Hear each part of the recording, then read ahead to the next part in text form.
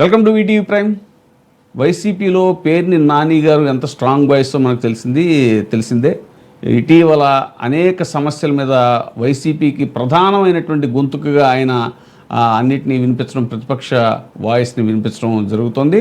తాజాగా పవన్ కళ్యాణ్ గారు మీద వచ్చినటువంటి అనేక ఈ ఆరోపణలు కానీ లేదంటే వ్యాఖ్యలు కానీ ఇవన్నీ కూడా వీటి నేపథ్యంలో పవన్ కళ్యాణ్ గారి మీద ఆయన చాలా తీవ్రస్థాయిలో మండిపడ్డారు.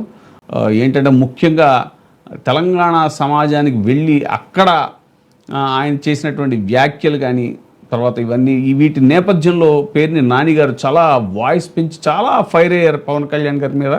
పేర్ని నాని గారు చెప్పిన దాంట్లో మెయిన్ ప్రధానమైనటువంటి అంశం ఏంటంటే పవన్ కళ్యాణ్ గారు పదే నేను అప్పుడు గన్ సరెండర్ చేశాను అక్కడ అనేటువంటిది హైదరాబాద్లో అప్పుడు 2009 ఆ ప్రాంతంలో నేను గన్ సరెండర్ చేశాను, నాకు భయపడితే నేను రాజకీయాల్లోకి వస్తాను, ఇవన్నీ మాట్లాడిన నేపథ్యంలో పేర్ని నాని గారు ఏమనంటే అసలు గన్ ఎందుకు సరెండర్ చేశారు, ఏ నేపథ్యంలో గన్ సరెండర్ చేశారు, అదేదో మీరు చాలా గొప్ప పని చేసినట్టుగా ఎలా ఫీల్ అవుతారు అనేటువంటిది యాంగిల్లో కూడా పవన్ కళ్యాణ్ గారిని చాలా తీవ్రంగా దుయ్యబట్టారు పేర్ని నాని.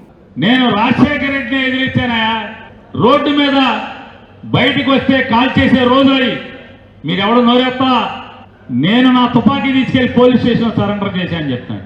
ఎంత సొల్లు కబుర్లు అంటే మన సారి డిప్యూటీ సీఎం సారి ఆ రోజు తుపాకీ ఇచ్చింది దేనికి, పోలీస్ స్టేషన్కి. సార్ డిప్యూటీ సీఎం సార్ ఆ రోజు తుపాకీ ఇచ్చింది మీరు మర్చిపోయినట్టున్నారు, మతిమరిపున్నట్టుంది మీకు.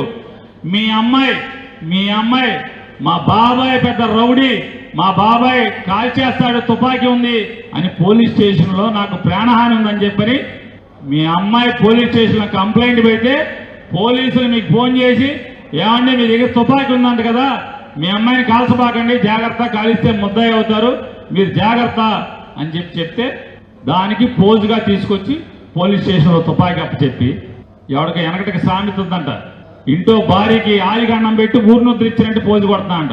ఈయన తుపాకీ వాళ్ళ అమ్మాయి కంప్లైంట్ పెట్టింది నేను పోలీస్ స్టేషన్లో అప్పచెప్పి రాజశేఖర రెడ్డి మీద అంటే తుపాకీ. రాజశేఖర రెడ్డి ఉన్నప్పుడు రోడ్డు మీదకి వస్తే కాల్చేవాళ్ళంట, రాజశేఖర రెడ్డి గారు ఉన్నప్పుడు రోడ్డు మీదకి వస్తే కాల్చింది ఎవరినయ్యా అంటే ముక్కుపచ్చలారినటువంటి పసిపిల్లని రేప్ చేసినటువంటి దుర్మార్గుల్ని నడి రోడ్డు మీద కాల్చి చంపారు. మనకేమన్నా అటువంటి లక్షణాలు ఉన్నాయా? ఎందుకు మరి సొల్లు కబుర్లు సార్? మనం పార్టీ పేరుతా ఏంటి నన్ను అడుగు పెట్టద్దంటారా? గతంలో ఒక మీటింగ్ ఆపితే కొంచెం లా అండ్ ఆర్డర్ ప్రాబ్లం వస్తుందని చెప్పని ఆంధ్రప్రదేశ్లో జగన్ గారు సీఎంగా ఉన్నప్పుడు మీటింగ్ ఆపితే మీరు చూసే ఉంటారు, మాట్లాడాడు, ఏ జగన్ నువ్వెవడి, అంబేద్కర్ నాకు ఇచ్చాడు. ఇప్పుడు అక్కడ వీళ్ళు ఏమంటాడు, రేవంత్ రెడ్డి గారు అంటే నాకు చాలా అభిమానం, కేసీఆర్ అంటే నాకు ఇష్టం, వారి అమ్మ మరి అక్కడే రేవంత్ ఎవడు నువ్వు అలాగా. జగన్ లోకువ. ఎందుకు లోకువ? ఇక్కడ నీకు ఆస్తులు లేవు, ఇక్కడేం ఆస్తులు లేవు.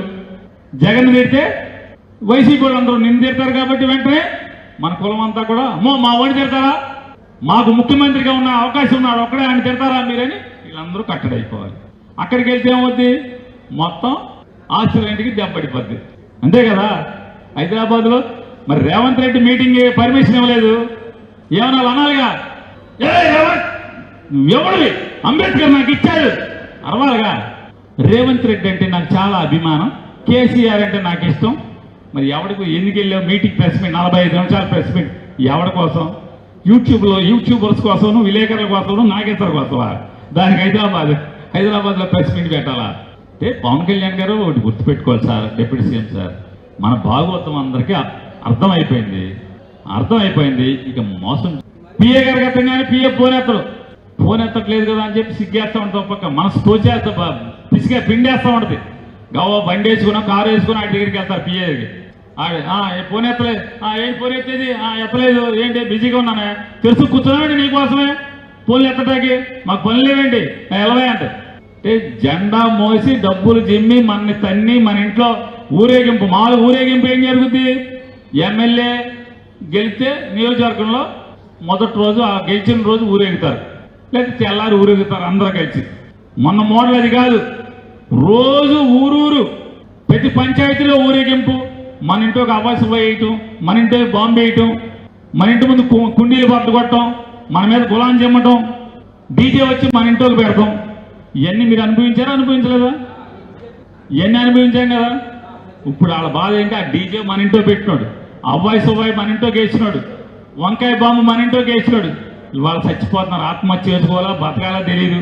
ఆఫీస్కి వెళ్తే డబ్బులు కొట్టాలి, పోలీస్ స్టేషన్కి వెళ్తే డబ్బులు కొట్టాలి, ఎమ్మెల్యే ఆఫీస్కి వెళ్తే పలకరించాడు. ఆఖరికి ఏమో పోతే పోయిందిలే ప్రశాంతంగా దేవుణ్ణి చూసుకుందామని చెప్పి తిరుపతి కొండకి వెళ్దామంటే ఎమ్మెల్యే కాగితం 30,000 రూపాయలు. అది పిఏ తీసుకుంటున్నాడా, ఎమ్మెల్యే తీసుకున్నాడా, లేదా ఆ ఊళ్ళో పంచాయతీ ప్రెసిడెంట్ తీసుకుంటున్నాడా, ఆడి తరపున ఏజెంట్ పనిచేసే ఇన్ఛార్జ్ తీసుకున్నాడా? తిరుపతి వెళ్ళాలంటే 30,000 రాష్ట్రంలో ఎక్కడా లెటర్ లేదు. ఎమ్మెల్యే ఉత్తరం కావాలంటే 30,000 రూపాయలు లేకుండా ఎవరైనా తెచ్చుకున్నారని చెప్పండి.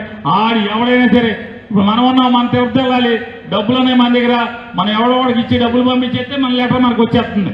అంటే ఎంత నరకం చూస్తారో మెల్లగా మొత్తం దిగిపోతుంది.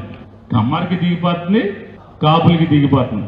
కాబట్టి మన ఊరికే కమ్మారిని కాపులు ఇన్నక్కడైనా ఎందుకన్నా ఈ మాట ఇన్నక్కడైనా తెలుగుదేశం పార్టీ వాళ్ళు మామూలుగా వాళ్ళు అలవల్లొస్తున్నారు, వాళ్ళు కమ్మారందరూ కూడా మామూలుగా ఇంట్లో బయటకు వస్తే బాగోదని చెప్పి ఇంట్లో బాధపడుతున్నారు. వాళ్ళు ఈయనంటే కమ్మలందరూ తెలుగుదేశానికి ఎత్తారండి. ఎవడు కమ్మాలందరూ తెలుగు, వాళ్ళు కమ్మ లేదు కాపు లేదు, ఎమ్మకొట్టుడు. ఆ కమ్మ లేదు కాపు లేదు గౌడ లేదు, తెలుగుదేశం జెండా మోసినోడు లేదు, జెండా మోసిన వాళ్ళకి జనసేన జెండా మోసినోడు లేడు. అందరూ ఎవడైనా క్యాష్ కొట్టు పని చేయించుకో, క్యాష్ కొట్టు పని చేయించుకో. ఆ బాధ వాళ్ళ బాధల్లో ఉన్నారు. కాబట్టి కమ్మారు మొత్తం కాపులు మొత్తం అటే పెడతారు కదా, అందరికీ మెల్లగా మొత్తం దిగిపోయింది. 2 ఏళ్లలోనే 2 ఏళ్ళు తిరగకుండా కాళ్ళు ఎత్తిన దివాళా తీసిన ప్రభుత్వం నారా చంద్రబాబు నాయుడు ప్రభుత్వం ఇది.